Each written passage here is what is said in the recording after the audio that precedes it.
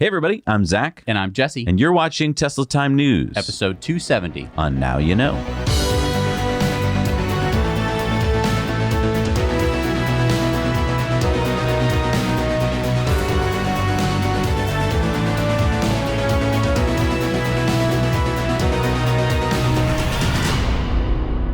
Tesla Time News is brought to you, as always, by our amazing Patreon patrons. You can become a Patreon patron. Head over to patreon.com/nowyouknow. We've got some great perks. We're going to be reading a book on our book club and talking about it, so that's one of the perks that you can go check out. And we're brought to you by BigBattery.com. No matter what you need to power, Big Battery can provide you with the latest battery tech at the best price per kilowatt hour, guaranteed. Their batteries are easily installed, require zero maintenance, and they're made right here in the U.S.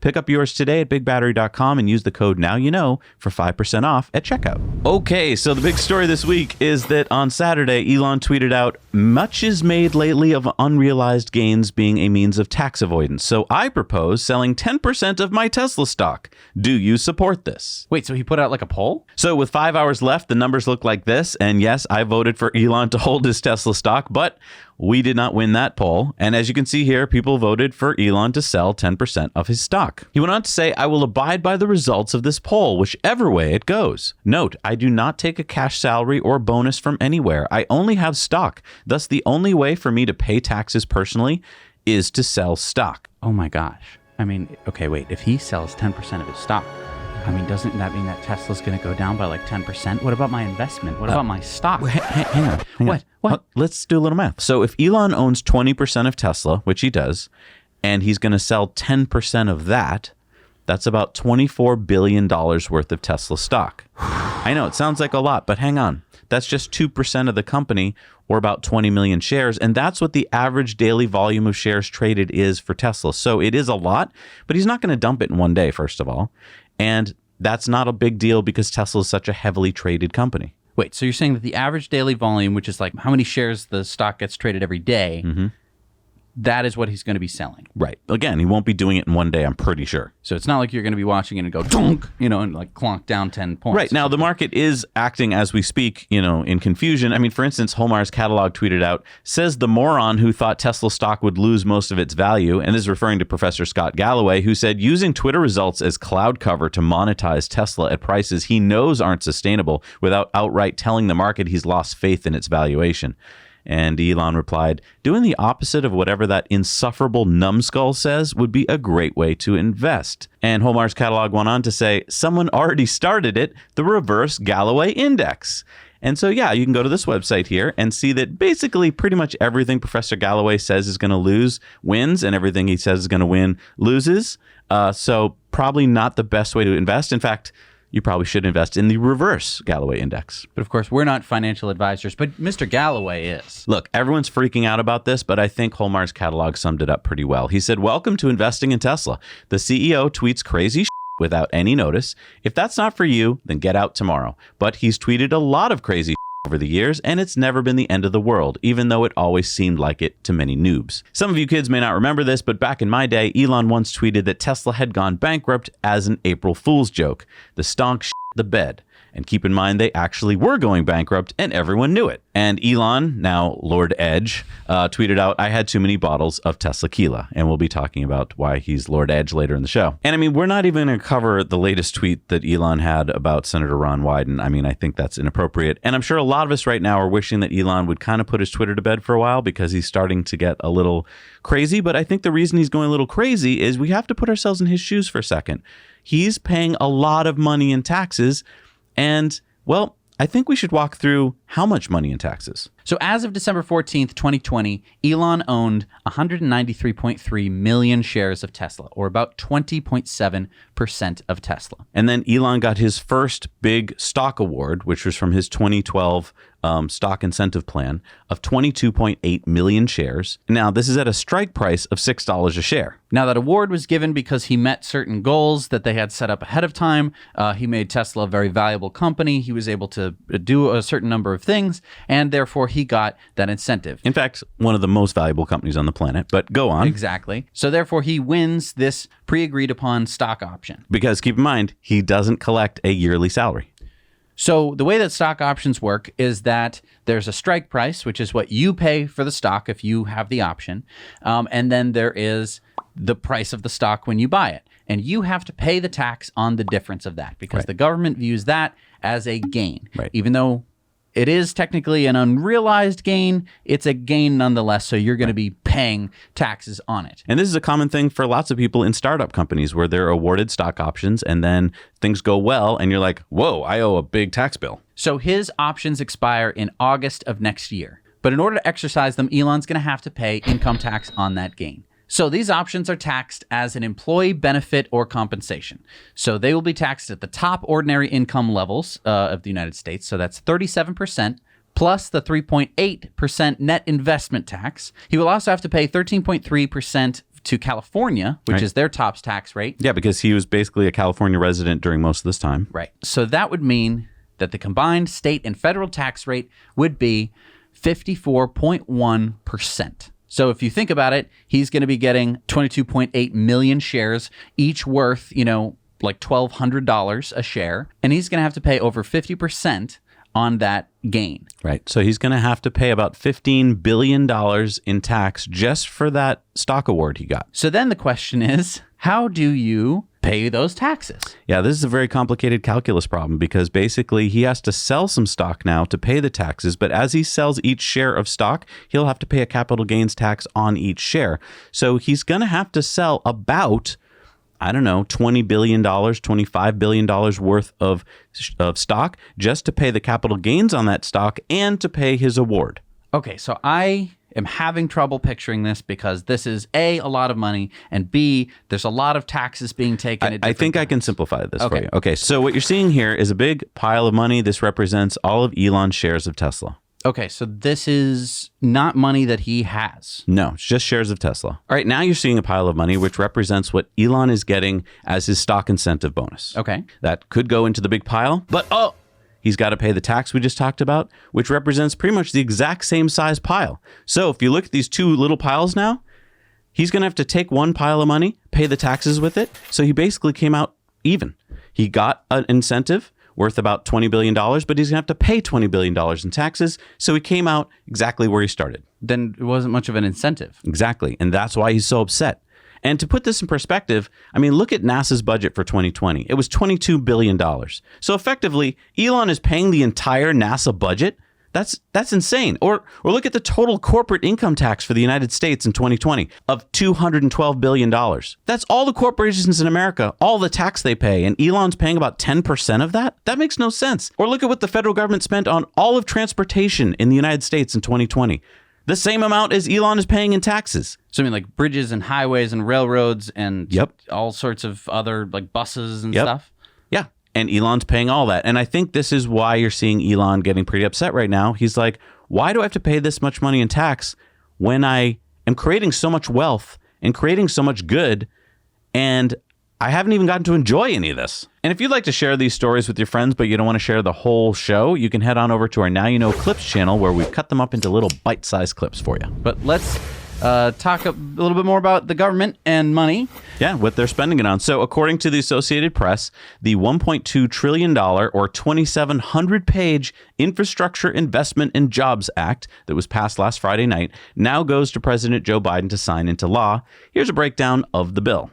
Roads and bridges. This bill would provide $70 billion to repair 173,000 miles of the nation's aging highways and roads, and $40 billion to repair 45,000 bridges. $39 billion of this bill would go to public transit, including money for state and local governments to buy zero emissions and low emissions buses. So that's good news. The current repair backlog is more than 24,000 buses. $66 billion would go to improve the rail service in the Northeast Corridor. That's 457 miles, as well as other routes.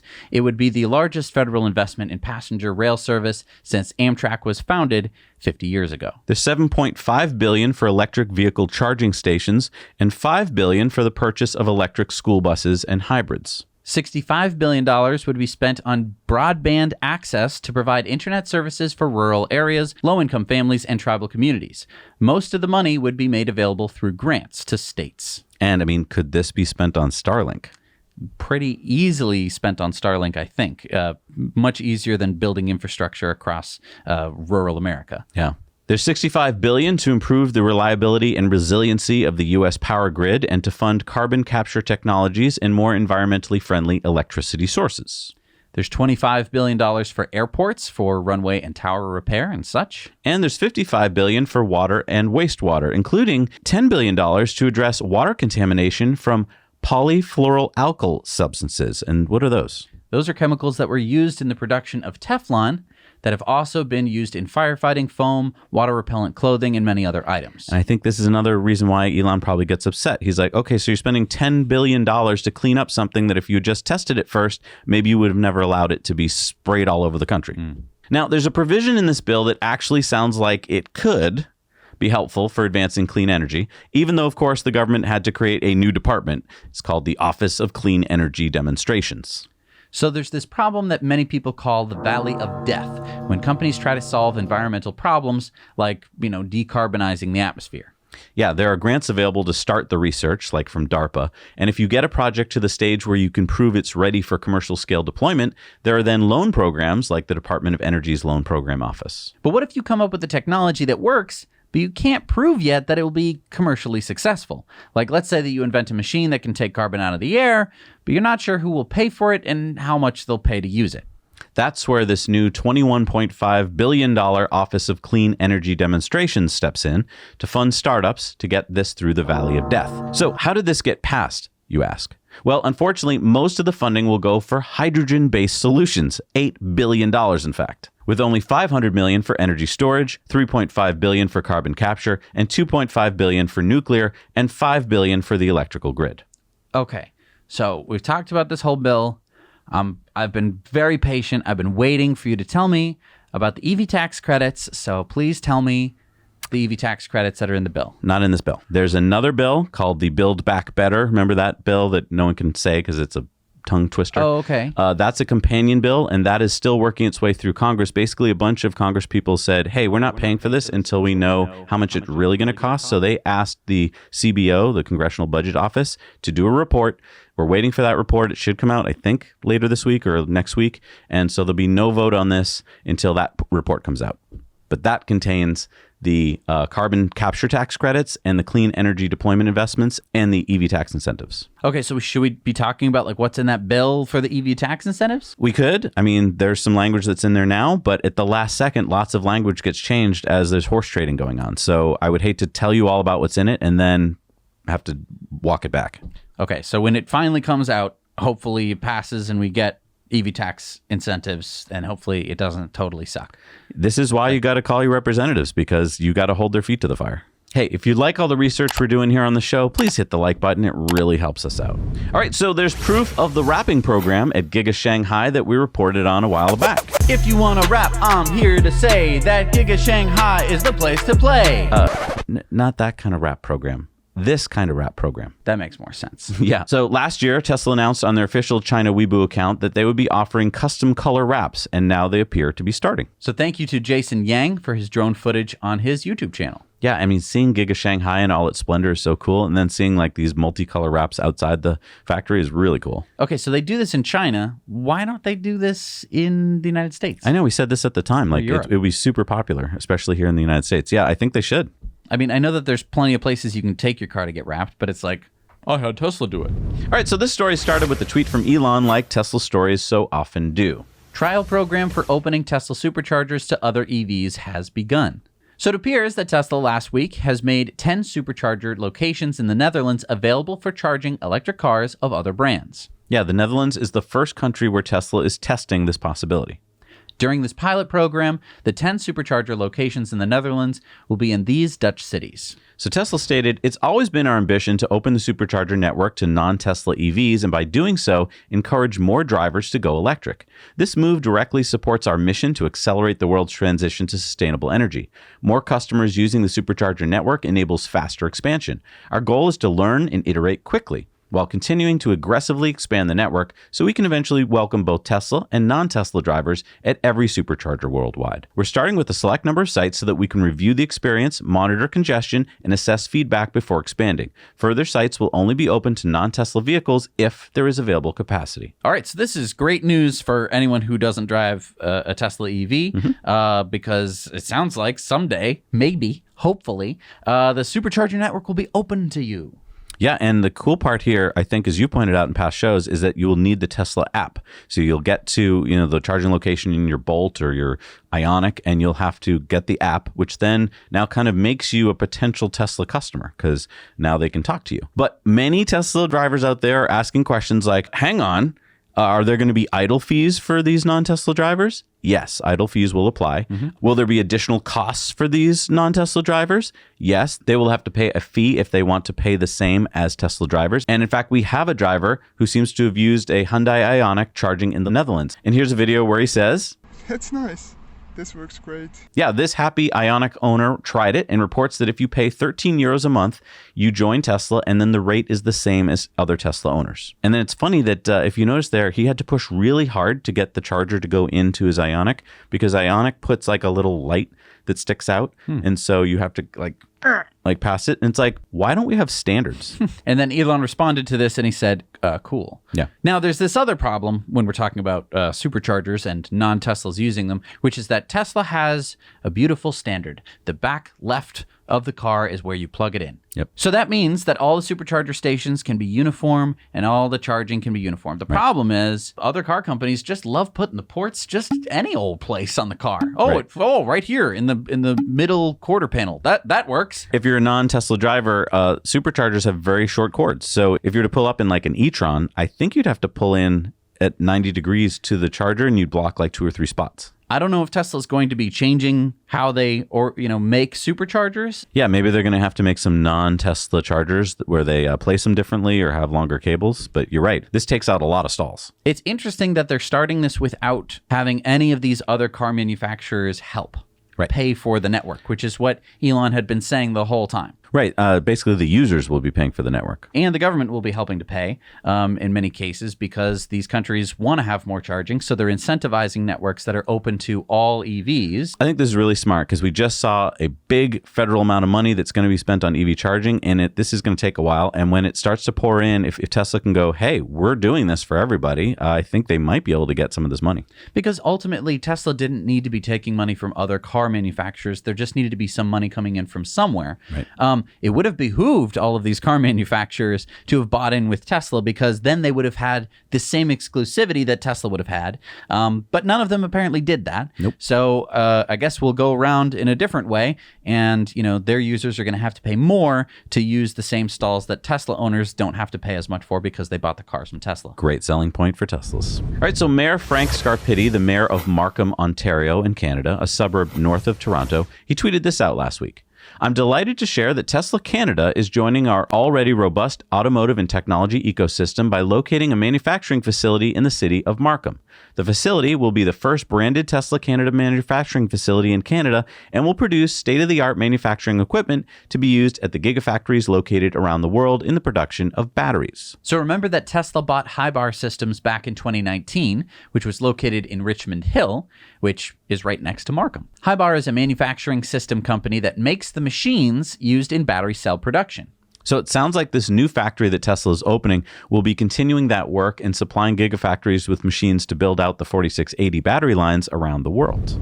And speaking of 4680 machines, it appears that new anode and cathode production equipment has arrived last week at Giga Texas. And huge shout out to our eagle-eyed friend and amazing drone pilot, Jeff Roberts, who is pretty much out there at Giga Texas every day. Yeah. So, of course, nothing was going to slip by him. I mean, just as his drone was running out of battery, he caught this like out of the corner of his eye, and then he sent up another drone to go get all the footage. So thank you so much, Jeff. This is amazing. I mean, having around-the-clock drone footage means that we know exactly what's going on at these gigafactories. So thank you to Elon for allowing it, but thank you to our awesome drone community for actually doing all the hard work. And thank you to everyone who supports Jeff Roberts, because I'm sure that if he didn't have that second drone, we wouldn't be seeing these exciting boxes going into the factory. Yeah, go check out his YouTube channel and support him on Patreon. And I just want to point out a couple other things I noticed in that video. Look at all these Tesla charging stalls. 72 chargers or thereabouts that I counted. And that's about 500 kilowatts of charging.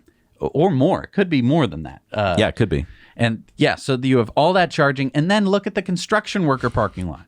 Oh my God. I mean, you can barely see the end of it. All right, I hate to tell you I told you so, but even as recently as last month, I said that Herbert Diess is probably going to face huge opposition from VW. Diess has enemies.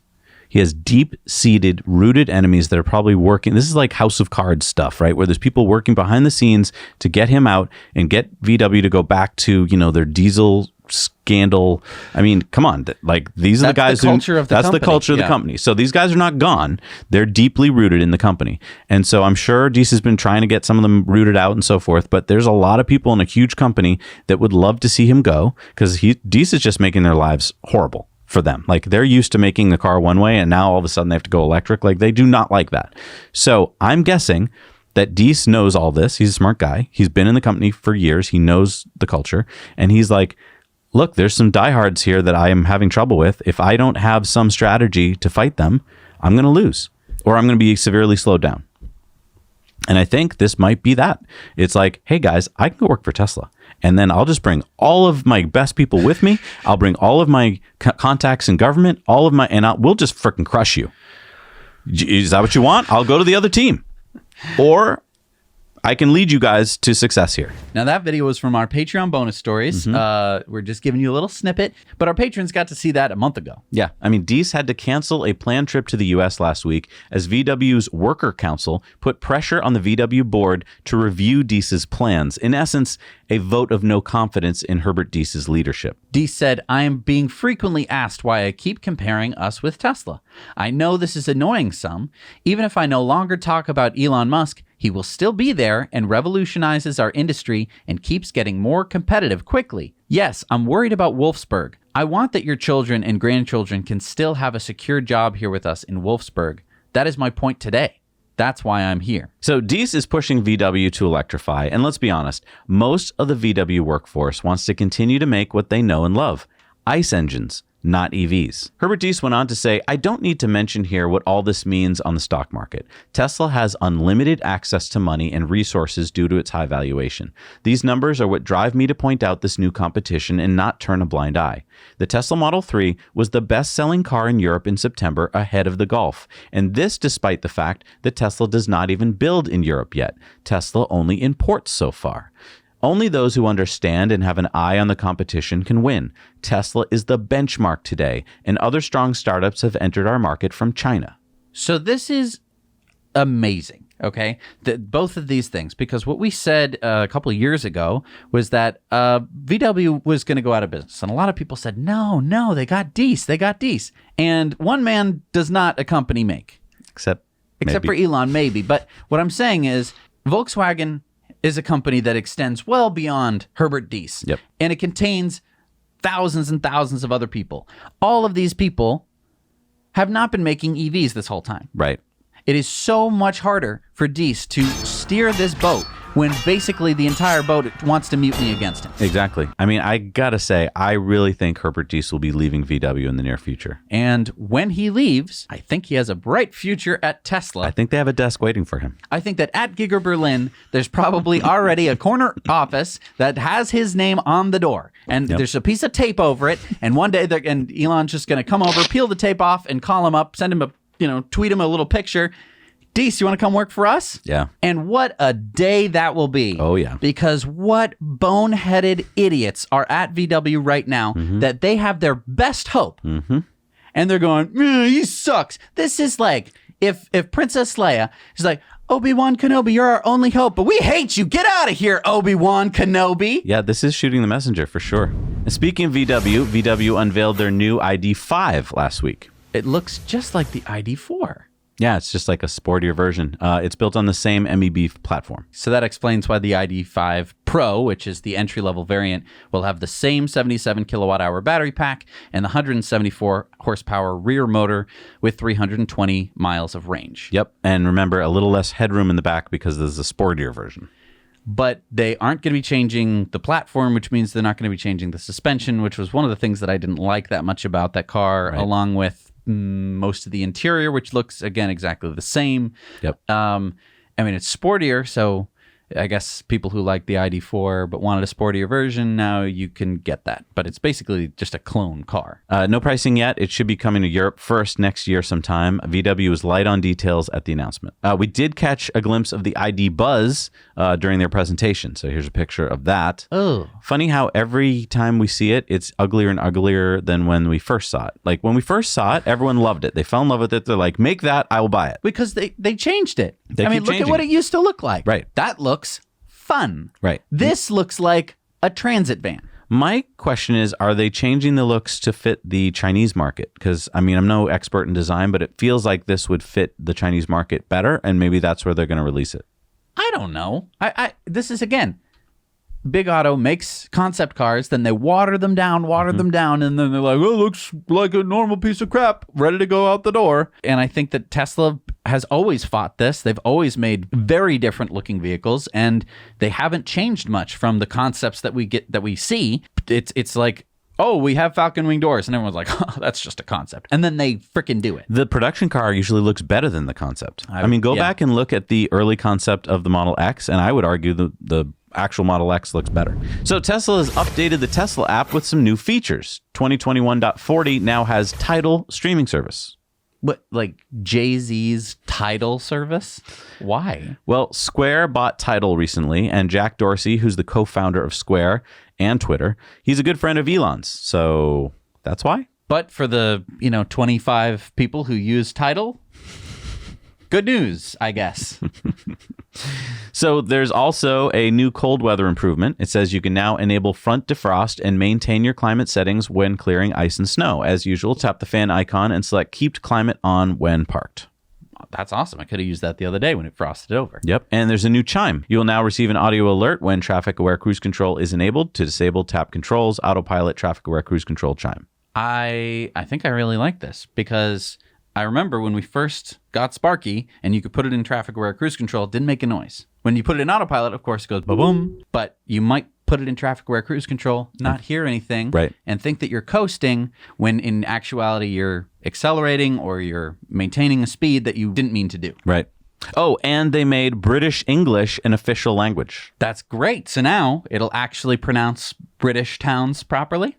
Yeah. Helps us here in Massachusetts. Will it though? Will Take it? a left on Worcester Drive. I can't wait to see if it actually works. And Tesla Time News is sponsored by Cybertruck Owners Club. There you'll find a crowdsourced reservation tracker that you can update and find your place in line. Check out their website for Cybertruck news, discussions, and community for Cybertruck enthusiasts and future owners. Teslarati tweeted out Tesla's Cloud Sync driver profiles to bring custom settings across multiple cars. Elon tweeted, in the future, any Tesla you use will automatically sync to your preferences. So what is he talking about? Well, Not a Tesla app discovered this new cloud profiles feature in the latest Tesla software update. All right, so it appears that in this release, there's a reference to this new feature called Cloud Profiles, which gives the user the option to enable vehicle sync for individual driver profiles. So if you own multiple Teslas or you use a loaner or rent a Tesla, you'll then be able to keep your profile settings the same across your vehicles. So like when you change a setting, it'll automatically be carried over to your other vehicles. So, I mean, I guess even if I rent a Hertz Tesla, I could use my app and it will know my preferences. Wow, that's actually kind of a big deal because, I mean, regular cars, you have like maybe a mirror and a seat profile, but like Tesla has so many options like easy entry, Mad Max mode, chill driving, and what kind of horn sound you want. Now, I'll give you easy entry, but I don't know if it saves chill or Mad Max and stuff like that. Oh yeah, I think you're right. Maybe it doesn't save all that. It should save all those settings. And it could. I mean, right. All they have to do is write a little bit of code. I mean, I think they should because I share one of my cars with my wife and we have different preferences. And then each time I get in, I have to be like, oh yeah, right. She doesn't drive that way. I can't even get into the car because the steering wheel is... and I can't sit in because my legs don't fit. Right. It would be nice if it was just like, Yes, you are, Jesse. Welcome to the car. There is enough room for your legs. So there have been plenty of rumors floating around that Tesla had acquired Colorado battery startup Cilion. A new patent published recently shows Tesla as the applicant for the patent, where Cilion co-founders Tyler Evans and Daniela Molina Piper are the inventors. Cilion, by the way, described themselves as a developer of an advanced lithium-ion battery designed to address the market's accelerated demand for higher performance energy storage devices. The company's technology delivers high-energy batteries by simultaneously incorporating high-loaded silicon anodes, nickel-rich NMC cathodes, and a non-flammable ionic liquid electrolyte, and offer an increase in both energy density and specific energy in lithium-ion batteries, enabling users to get safer and lower-cost energy storage devices for defense, consumer electronics, and electric vehicle applications. So wait, how did Tesla acquire a company without it being public knowledge? Well, I'm not going to bore you with the complex accounting and legal stuff of how they could do this, but if the acquisition was small enough, and they were a fairly small company, Tesla could have essentially not announced it and then hide that they bought it in their financial statements by aggregating that cost with everything else that they do. Okay, but why would they want to hide advances in their battery technology? I mean, I see other brands spend money on TV ads just to tell me about their new batteries. Well, I think that there's a couple things going on here. First of all, Tesla is the leader. So they don't really have to worry about the competition as much like GM does. And so if they came out and said, like, we have a brand new battery, or we just acquired a new company that has a great battery technology, I think that people would go like, oh, so should I wait on buying my Tesla until you have that new technology in the car? Osborne effect. Osborne effect. I think, yeah, people would just go like, yeah, I'll wait until you get the new special, Cilion batteries in there. I mean, I think in essence, this wasn't as much a company as it was the IP. Like, it was probably a company. I'm sure they had lab benches and stuff, but I don't think they were like manufacturing these batteries. I think that this was research and they bought that. Exactly. Because, I mean, many of their employees actually became Tesla employees. Right. So Tesla has again increased the price of the Model 3, and why? Wait, what is this? Midnight Silver metallic paint is now an included color? Yep, one of my favorite colors, Sparky's color, because let's face it, there needs to be more colors. So solid black is now $1,500 more, whereas Midnight Silver and Pearl White are the standard options. Correct. And all Model 3 variants, the Standard Range Plus, the Long Range All-Wheel Drive, and the Performance all went up $1,000. So the Model 3 Standard Range Plus started the year at $37,000, and it costs now $45,000. That's a 21% increase in less than a year, with seemingly no drop in demand.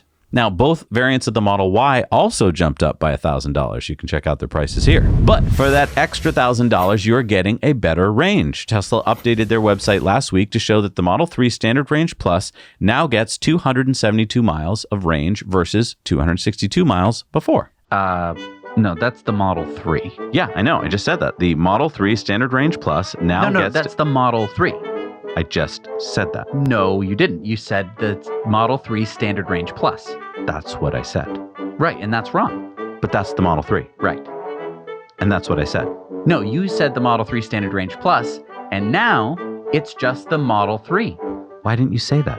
I did. Okay, now that we have that settled, the Model 3 Long Range also went up in range by 5 miles to 358 miles. And the Model Y Long Range went up by 4 miles to 330 miles. So do you think this is the same trick that Ford and VW are doing by unlocking some more of the battery capacity? Now, I'm not sure, but in the past, Tesla has always increased the range by finding ways to make the cars more efficient. Or maybe the Model 3 is seeing a bump due to LFP batteries. That doesn't exactly make a lot of sense, though. Yeah, who knows? I would love to figure out if this is like some kind of new efficiency gain they got or how they did it. But it is kind of cool. They're increasing the prices, but they are making the cars that much better. All right, here's a little bit of a scary story. Tesla Silicon Valley tweeted out, Tesla owner followed for 40 miles and robbed at gunpoint. Sentry mode had it all filmed. And Elon responded with an exclamation point. Check this out. So you're seeing here that this Tesla owner was in the car while they're robbing it. And I think, his fight or flight just like got a hold of him and he decided to gun it and went after the robbers who then shot at him. Luckily, no one was hurt, but yeah, damage to his car, and he was robbed at gunpoint, which is traumatic. Thank goodness for Tesla Cam, because, you're getting all those angles. Normally, if you're just shooting out the front of the car, you're only going to get one. Here, you got everything caught on film for the cops to hopefully go catch these guys. So on October 29th, NHTSA issued a recall notice for 11,704 Teslas on the full self-driving beta program using 2021.36.5.2 because some owners were reporting false automatic emergency braking and forward collision warnings. Oh my gosh. So what is Tesla going to do about this? You mean, what did they do? Wait, Tesla already fixed it? Yeah. In fact, Tesla fixed this faster than it took NHTSA to issue the recall. Wait, what are you talking about? I mean, how could Tesla fix it if NHTSA hadn't even issued the recall? Because Tesla heard about it from owners on October 24th, the day after they sent out the release. And by that evening, they found the problem. The next day, on the 25th, Tesla sent out 2021.36.5.3, which fixed the problem. So then why did NHTSA have to even issue the recall? I wonder why. So wait, this is that thing that we were talking about the other day where they're just like, "Whoa, you guys didn't." So I just want to ask a question here. The only reason that NHTSA knew that this was a problem is because Elon tweeted about it. Mm-hmm. Like they wouldn't have heard about it otherwise. Nope. Like because the way that NHTSA works is that you issue complaints to NHTSA, they look into it if they think that it's valid. Then they look into it. Then they issue a recall, and they talk to the automaker, and they say, you have to fix this problem. Also, NHTSA hardly ever does a recall notice this fast. So, like, obviously, Tesla is somehow prioritized in the NHTSA office. And I just want to make a point that while this is going on and NHTSA's picking on Tesla, there are other car companies out there with very dangerous problems that Sandy Munro has pointed out about seat belts and so forth, where there's actually people dying, and NHTSA is not prioritizing those. Right. And my other question is, let's say, what if this happened with Ford? What if Ford came out with a software update, right, and there was some problem with it, and it was dangerous? Would Ford have fixed it in one day? First of all, no. So NHTSA would have had to get involved. And the only way that NHTSA would have gotten involved is if there were problems and Accidents. people had complained to NHTSA. Or died. Or died. And NHTSA would then have to investigate it, which usually takes a very long time. It's not this quick thing where they're like, oh my gosh, fix it. No, they're like, well, we will now begin an investigation about the... So then they do the investigation. Then they issue a recall notice, and then the car makers have some amount of time to fix it. Right. Tesla fixed this in one day. Yep. And the fastest that NHTSA could issue a recall notice that they heard about from Elon on Twitter was 3 days. Yeah. So I don't understand how NHTSA is protecting us. They're not. If you want to hear more about that, you could watch last week's Patreon bonus story. So Honda has been pretty quiet on the e-scooter front, but now we get wind of this latest offering, the three-wheeled Honda Gyro Canopy E. Ooh, I mean, that looks interesting. What do we know about it? Well, it's has a weird power output. It says 580 watts of continuous power, which when I first read it, I was like, what? How can that be? Most e-bikes have more power than that. But Honda says that the peak output is 3,200 watts. Now, most electric motors have a peak output, 20-30% higher than the continuous. My guess is that when you first go, 0 miles an hour up to say 5, 10, 15, it's going to be giving you 3.2 kilowatts or 3,200 watts. And then once it gets to top speed, it can only put out 580 watts. It's probably to get around regulations. Yeah, that's my guess too. Okay. Yeah. What's cool is that it uses these two 1.3 kilowatt hour swappable batteries. So 2.6 kilowatt hours of battery. Yep. Honda says the Gyro can go 48 miles or 77 kilometers at like medium speeds. I mean, I'd love to get my hands on one of these so we could test it. Yeah, me too. But at a price of $62.95, I'm not sure how attractive this is going to be.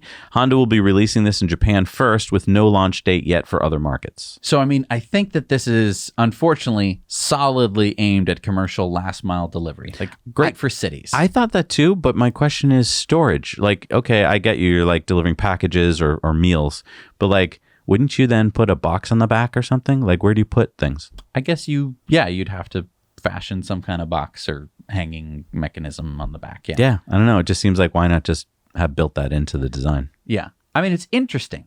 It's a very interesting design because if you did this with a gas engine, it would be horrible. The other thing is these are swappable batteries, but to make swappable really cool, it should belong to a system where they're all throughout the city, like with Gogoro. And here they're, I think, proprietary. So what are you going to just keep some hidden behind a bush on your route or something? This is like if you got a remote control and instead of using AA batteries, it was like, no, you got to buy our special batteries. Right. And you're like, well, I don't, this is silly. So Tesla has started selling this. Yeah, everyone knows that. Well, how could everyone know that? Tesla just started selling them last week. What are you talking about? Tesla's been selling this for years. No. This is a Tesla wall charger with a J1772 plug. So it works for all EVs. Oh, wait. I've seen these before at some businesses. Right. I mean, Tesla has made these before, and they've installed them at businesses as part of their commercial charging program. But this is the first time that Tesla is selling these chargers to the general public. It will cost $415, but unlike Tesla's Gen 3 charger, this charger doesn't have Wi-Fi. So why is Tesla doing this? So here's my thought. Tesla has this commercial charging program where they will provide chargers to businesses for free. They say, oh, you need chargers because you have people that drive Teslas and other EVs. We will give you some chargers. Usually it's a 4-to-1 split between Tesla only chargers, so your standard, Tesla wall connector, and one J1772, whether that was a Clipper Creek at a certain point in time or this one. But the problem is some businesses can't justify that to other people in the company to say that like, oh, only our Tesla drivers are going to be able to charge. And they're going like, well, I'm not spending, because the company will still have to spend money on installation. So my thought is that this is for businesses to buy more chargers, which isn't the expensive part in the whole equation. It's the installation. And this could make some bean counters happy at a company. And if you drive a Tesla, you can still use this charger with the adapter. Exactly. So it's a very friendly adapter. And in fact, some people had taken the old wall connector and used it for their non-Tesla EVs because it was such a universally adaptable charger, which is kind of interesting. Right. We do the opposite of that here. Brent's got a Volt. He can plug into our Tesla wall charger with an adapter that goes the other way. Right. So remember that the holidays are coming up, and if you're looking for a great gift, let me personally recommend our sponsor, Henson. This shaver is precision machined to expose only 0.0013 inches of the blade. That is less than a human hair. This, along with all of the other clever engineering, allows for a great shave every time. It causes so much less irritation to my face than anything else I've tried. And I've tried multiple blade cartridge razors, as well as other safety razors and electric razors. Now, Henson is a Canadian company that has taken the lessons they learned from aerospace manufacturing for the last 20 years to make a shaver that doesn't suck. It's able to hold the blade very firmly, which reduces chatter, like in a cartridge razor, but it also prevents hair clogging by having a large channel behind the blade, allowing for quick rinsing and faster shaves. And the blades are affordable, so you can stop dragging that dull cheese grater across your chin and replace the blade every shave for less money. And those blades are more sustainable than a cartridge razor. And if you use our link below, you can now pick up a box of 100 blades for free. You can also use the code NOWYOUKNOW if you forgot to click the link. So thank you, Henson, for sponsoring us. And there's only a few days left before Holley's High Voltage Experience. We'd like to thank Holley, our sponsor and the leading designer, marketer, and manufacturer of high-performance automotive aftermarket products for car and truck enthusiasts, because Holley is inviting all electric vehicles to the inaugural High Voltage Experience at Sonoma Raceway this weekend, November 13th through 14th. Holley's High Voltage Experience will be a playground for EV owners, drivers, and enthusiasts alike, offering multiple high-performance driving events and an opportunity for the emerging EV culture to come together. Motorsports events will include autocross, road course, drag racing, grand champion competition, and a unique 3S challenge, which combines driving performance aspects of all of the above. Driving instruction will be available by well-known professional driver and EV lap record holder Randy Popst on the full Sonoma Raceway road course. The event will also feature a dedicated car show with an EV vendor midway to provide enthusiasts an unprecedented look at a wide variety of personalized vehicles and impressive EV conversions. To top off the excitement, Holley High Voltage will include daily drifting exhibitions and drag racing passes by the world's first 200-mile-an-hour EV dragster. Yeah, there's even going to be EV wine country cruises. Holley High Voltage has something for everyone, bringing together all walks of the EV community, and will include attendance by premier influencers, builders, cars, and drivers such as Rich Rebuilds, Bismoto Engineering, Jehu Garcia, and more. And our buddy Steven will be there showing off the world's only cyberquad that he helped build. Get your tickets today for Holley's High Voltage Experience at Sonoma Raceway in California, November 13th and 14th by going to hollyhighvoltage.com, and we'll put the link in the show notes below. So some good news for SpaceX. Michael Sheets says, breaking, Jeff Bezos' Blue Origin loses lawsuit against NASA over the HLS lunar lander contract, with Judge Hertling siding with the agency and SpaceX in ruling. And Elon tweeted, "You have been judged." All right, it's time for Into the Future. So the Swedish startup Enride, which was founded 5 years ago and which makes the autonomous pod and the flatbed pod electric Class 8 trucks, announced last week that they are opening headquarters in New York City. Enride is also planning on opening regional offices in Austin, Texas, San Francisco, and the Southeast. Now imagine if this video that we're watching now becomes the truck driver job of the near future. What is this we're watching? This is Enride's new Saga operating system that lets operators order and track shipments and oversee vehicle routes and assignments. Enride says that what they've learned so far using the Saga software is that 40% of U.S. road freight could transition to electric today for the same cost or less than diesel. So is that operator overseeing one truck? No, I think that they're going to be overseeing a fleet. Again, this is supposed to be an SAE level 4 autonomy. So according to Enride, these trucks should be able to drive themselves autonomously, except for rare circumstances like extreme weather. Oh, okay, I see. So the operator's helping individual trucks when they send out like an alert, like I'm stuck, I need help. But otherwise, she's managing all the routes and shipments of the entire fleet. Right. So it's much more efficient in terms of people power. All right, it's time for Going Green, and we're sponsored by EcoWare. And we've got a new promo code for the holiday season called Holiday Season for 15% off at EcoWare. Remember that when you buy a tea, we plant 10 trees and we help cap a well. So we make your entire purchase not only carbon neutral, but negative. And anything you buy over there helps support Now You Know. Yeah, so many great gift ideas. I mean, including pillows, pet bandanas, kids' shirts, and adult shirts, all sorts of things you could put under the tree. So if you take an Uber in London, Uber has added an optional clean air fee that adds 3 pence or 4 cents to every mile of your Uber trip. Uber has already collected £135 million and has used these additional funds to offer discounted Kia and Nissan EVs to its drivers. 4,000 Uber drivers have taken up the offer so far. Well, now Uber has announced that they are adding Teslas to the program. It's about time. Yeah, Uber doesn't impress me much with their electrification plans. They want to be all electric by 2040. That's almost 20 years from now, so I'm not that impressed. Yeah, they made this very greenwashy statement last year that they were spending $800 million on an investment to push for electrification, money that they are largely raising from customers through fees like this. And I'm mad as a rider that I pay this extra clean air fee, but it doesn't directly correlate to anything concrete. Now, including Teslas is great, but they need to do this everywhere, not just in one city. All right, it's time for Sunspots.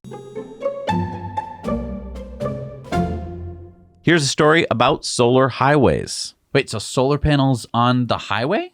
Well, next to the highway at least. Massachusetts-based Coast Solar will be attaching solar panels to the sides of concrete sound barriers, 160 of them, by the way, on the I-95 around the Boston area. The project will begin installations in the spring of next year and should produce 800 megawatt hours annually, so enough to power around 100 households.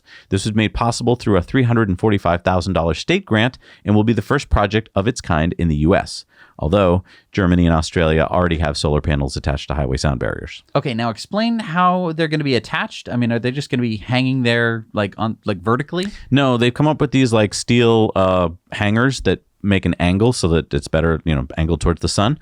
And these solar panels will face the road. Okay, so I mean, that's kind of cool. Does this help with sound dampening at all, do you think? I don't really think it helps with the sound dampening, but you just got this big wall there anyway, so it's like, why not use it? That's a good point. And if you'd like to put solar on a place of your house that you don't really use anyway, which is your roof, you might want to talk to our friends at Energy Pal, because they are the solar and battery experts that can help you go solar for less. Take more control of your energy, guarantee the price of power and storage costs for the next 20 years. Do it all online or on your schedule or on your couch. We'll put the link down below and tell them that Zach and Jesse sent you. All right, it's time for video contributor stories. What do we got this week? We've got Kevin with the Boulder County Sheriff's Department's Model Y. Hey, Zach and Jesse, this is Kevin from Colorado here at the National Drive Electric Week event in Longmont. Today I'm with Sergeant Leak of the Boulder County Sheriff's Department to explain a little bit about his Model Y. Hey, well, thank you for talking with me today. It was a really exciting project. This is a test project that we're doing at the Sheriff's Office. It's part of a research proposal that I put together. I've been an EV owner personally for the last few years, and having owned them and driven them frequently, I've quickly learned the value of electric vehicles. So I've been closely following EV offerings in the market. And once the Model Y came out, I figured that the specifications were pretty closely comparable to the Ford Explorer, which is one of our patrol vehicles that we use. So I put together research looking at 10 years of data that we need for our fleet, looking at specifications on maintenance costs and operating costs for the Explorer, and then use that data to compare against specifications for the Tesla. and ended up figuring out that even though the initial cost of the Tesla is more than the Explorer, it actually ends up typically within 6 to 18 months making up that difference and paying for itself. And then after that, of course, it's savings over the Explorer. So the over the life of the vehicle, our Explorers average roughly $19,000 in operating costs and maintenance costs. So that's all of your fuel to drive all those miles. That's work on the brakes. That's roughly 4 to 5 oil changes per year, since we drive an average of 21,000 miles a year. So it comes out to about $19,000 in maintenance and operating costs for the Explorer over its lifetime. Which equates to about 18.7 cents a mile for the car over its life. The Tesla, like I said, it's a little more expensive up front, but it should pay for itself within 6 to 18 months. And its lifetime operating costs and maintenance costs comes down to just under 3 cents a mile. So the Explorer ends up being about 6 times as much in operating costs and maintenance costs. So again, this one's a test project. So we're testing in a few different capacities at the Sheriff's Office. So we'll test it for traffic, general patrol, admin, command staff, detectives, etc. And kind of see where it fits. But so far it's going extremely well.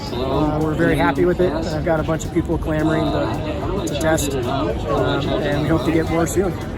Well, thank you, Officer Leak, for sharing with us today here.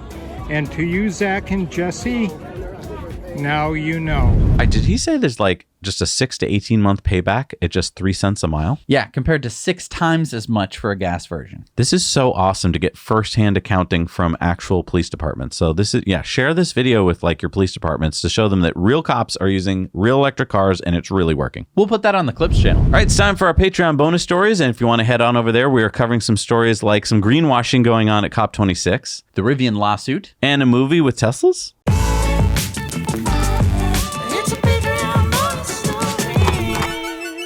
All right, we're back from our Patreon bonus stories. If you want to check those out, you can head over to patreon.com/nowyouknow. Support us for as little as $1 a month, and you get access to all of our Patreon bonus stories. You can even watch last week's, which was pretty good. Yeah. And all right. This one was pretty good too. It was. All right, it's time for our Patreon shout-outs. These are people that support us at $5 or more a month, and they get their names at the end credits too. Who do we got this week?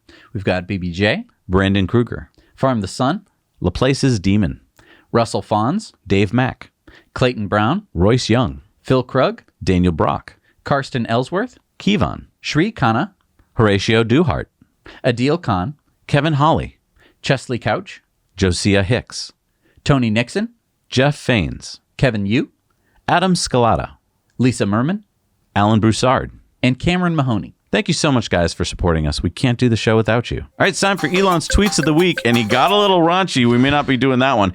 Tesla Silicon Valley said, "Super Tesla stonks." Thank you, Elon. Elon said, "You're welcome. If any of this is based on Hertz, I'd like to emphasize that there is no contract that has been signed yet. Tesla has far more demand than production. Therefore, we will only sell cars to Hertz for the same margins as consumers.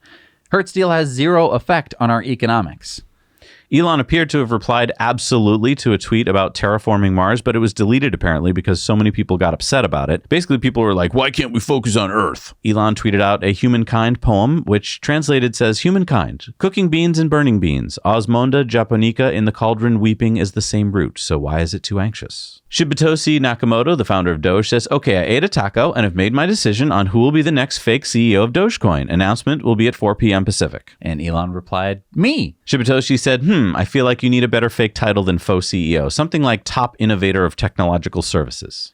Elon said, "How about my little Doge Floki? He would make a great CEO. His judgment is perfect." And Shibatoshi said, the new fake CEO of Dogecoin is his dog Kabusu. And Elon clapped. Shibatoshi said, nomination for the new fake chairman of the board is none other than Elon Musk. I believe he knows a little something about money, leadership, and memes. Elon's adorable wonderkind puppy Floki will be nominated fake president, receiving Doge mentorship alongside Kabushu. And Elon tweeted out, yep, even the moon. And Mars. Because get it? There's been Viking missions to Mars. Oh, that's funny. And that's in reference to like them finding some evidence that definitely means that the Vikings got to North America before Columbus. Yeah. And then Elon's been tweeting back and forth with Shibatoshi a lot. Humor is underrated. Elon said, so are tunnels. Ross Gerber said, did anyone send Elon a detailed plan to solve world hunger? Seems like a missed opportunity. Elon said, not yet. They should just post their transaction ledger. Must be somewhere. Then ALP said, only $2 billion out of $8 billion spent on food? And this is in reference to the World Food Program's budget last year. Elon's looking into it. And Dr. Eli David tweeted out this cartoon of the UN World Food Program where money goes in and very little makes it to the end. And Elon said, seems that way. Publishing the transaction ledger would clarify matters. John Rettinger said, this is beyond wild. Elon said, neural net upgrades coming that improve persistence across time and space, which is basically better object permanence. We will post finer grained details of software improvements going forward. Black Model 3 said, 10.4 still on track for QA today and beta users starting tomorrow? Elon said probable. Calvin said, when object permanence is there, it'll help a lot of non-tech savvy owners. E.g., I know someone who thought his Model Y had camera issues because the lines jitter. AP, not an FSD owner. And he was somewhat nervous to use AP. I had to tell him it's normal and why it occurs. Elon said exactly. Improved memory will cause predictions to converge and reduce jitter. Some late breaking news, he said, with 10.4, we're deploying a patch to internal beta vehicles around 3 a.m. tomorrow. If that goes well, we may be able to release 10.4 to external beta vehicles on Sunday. Many good improvements. Then on Sunday, Alex said, update 10.4 rolling out to 98s today? Elon said, we are rolling 10.4 out slowly as there may be subtle hardware differences in the owner fleet. If it continues to look good over the next few days, we may start rolling out to 98 safety scores. So that means maybe today I'll get it? I hope so. I mean, boy. It's 2 weeks. It's been 2 weeks. Maintaining a high score is intolerable. Michael Sheets tweeted out, British company Inmarsat files an FCC request to access the U.S. market with its planned low Earth orbit broadband constellation Orchestra of 198 satellites. Skywatcher tweeted out this funny meme of, you've seen this before, and Elon laughed. Shibatosi tweeted out, people spend a huge amount of their lives obsessing about made-up numbers in some database. Elon said, I say this frequently. So they're talking about money. Essentially. Yes. Holmar's catalog said, Elon, Sentry Mode talk through the car feature is so awesome. Would be cool if we could talk through external speakers while driving using the mic with voice changer as an option. Would be helpful for rain when you're sick, etc. And would be just fun. Maybe put it in the toy box? Elon said, we'll consider. Yeah, and this is after he changed his name to Lord Edge and his location to Trollheim. Interesting. Shabatoshi said Lord Edge is an anagram for Elder Doge. Don't know why he changed his name yet. Okay. Lex said there is perhaps no phenomenon which contains so much destructive feeling as moral indignation, which permits envy or hate to be acted out under the guise of virtue. And that is from Eric Fromm. Elon said exactly. Sean tweeted out, Mr. Edge, when may we expect a camera retrofit for our 2016-2017 Model S and X's? Long live the Lord. Elon said, coming soon. Yes. This is awesome. So what we're talking about is older Model S's and X's that bought full self-driving but don't have the cameras in them yet. Apparently, getting the cameras. This is yet another tweet. So now we have more than one tweet. When's it coming, Elon? Yes. 2 weeks. All right, it's time for Community Mail Time. And remember, you can send in your thoughts and pictures and ideas and stories to hello@nowyouknowchannel.com. Okay, so Clueless Dad, the YouTube channel, spotted this seafoam green Model 3 and this electric metallic purple Model 3 in Hong Kong. Wow, very pretty. Joe took some photos of the Lucid Air, the Polestar, and the Solo in Arizona. Why does Arizona get all the cool stuff? I know, right? And last week, Scott visited New York City with his family, and they stopped by the new Lucid showroom in Manhattan. He liked it. He liked the styling and many of the specs, ample frunk and trunk space, but he said, I was excited to actually sit in the driver's seat, but that is when I realized it was not designed with me in mind. I am 6'3", so I bumped my head getting in. Not only is the car low, but the door opening is smaller too. When I sat in the seat, I noticed the next issue. My line of sight was looking directly into the visor. I tried to adjust the seat down, but that was still not enough. I then needed to adjust the seat back down, but now my arms were stretched out and the field of view narrowed as the A-pillars blocked my peripheral vision. I felt like I was viewing the road through a tank slot. Plus, my head was nearly touching the roof. Were it not panoramic, I would have felt claustrophobic. It is only possible for me to drive in the recumbent position, which is not relaxing and very tiring. I then tried the rear seat and whacked my head a second time getting in. The legroom in the back is great, but the headroom suffers if you are tall. My wife is 5'6" and had no issues with vision or headroom. I could not safely drive this vehicle because of the poor visibility. This also explains why the coefficient of drag is so low, because it has a low profile. We then went to the Tesla showroom nearby and I did the same test. My head did not bump getting in or out. I had ample headroom and the visibility is excellent. And Scott pointed out while he was in Manhattan, he tried to get into a Revel, the blue Model Y Teslas, and they said there's a waiting list because so many people are driving in them. Wow. And speaking of Lucid, Ken sent us this photo of Lucid's new showroom in Vancouver, British Columbia, Lucid's first showroom outside of the U.S. He's sorry he couldn't get the shot without the Tesla photobombing it. He says there's just so many Teslas there. And Lewis from Germany was on holiday in Bangkok, Thailand, and he saw a Tesla Model 3 police car as they were driving by. And good job getting any shot at all. I know how hard that is when you're driving along. And Hans sent us 5 more colors for your collection, Jesse, that he spotted in Vancouver. This turquoise Model 3, this metallic blue Model 3, this sky blue Model Y, this matte olive drab Model 3, and this yellow submarine Model X. Wow. Thanks, Hans. That's great. All right, it's time for Supercharger reviews. Hi, Zach and Jesse. We're here from Brea, California at the brand new version 3 Supercharger here at the Brea Mall. This is my new Model Y that I just picked up about 12 days ago. And here charging, I actually used to charge at this same location at their EVgo charger with my Kona Electric. And at this same location, they have an Electrify America. There's an ID4 charging over there. It's super close to the 57 freeway and was very quick to get off of the freeway and find it. There's 20 stalls total at 250 kilowatts.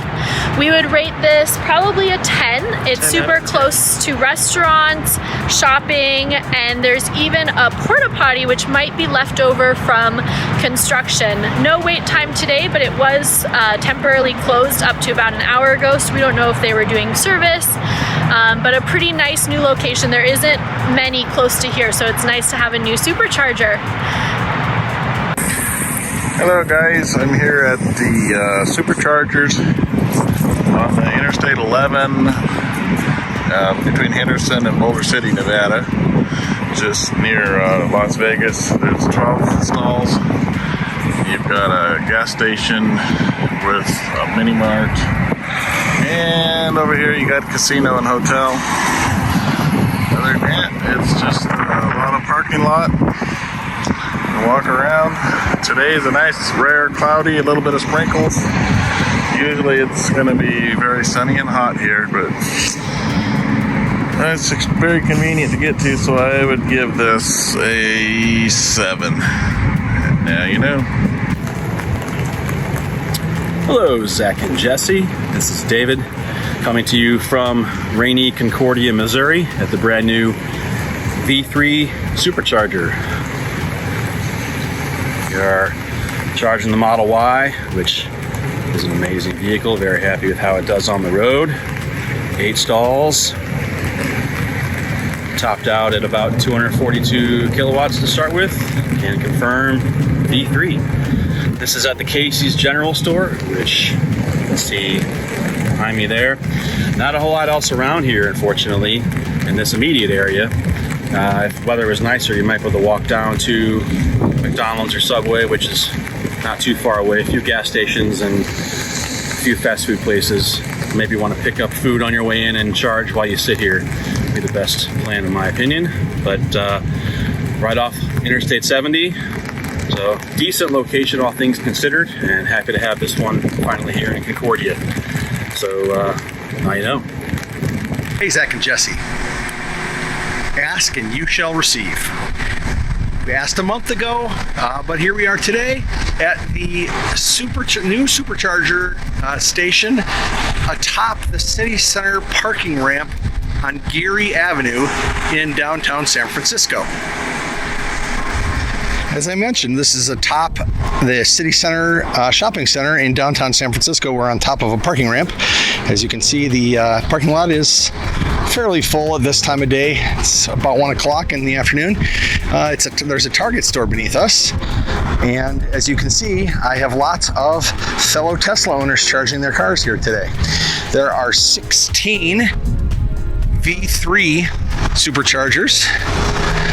And as you can see, they are well attended.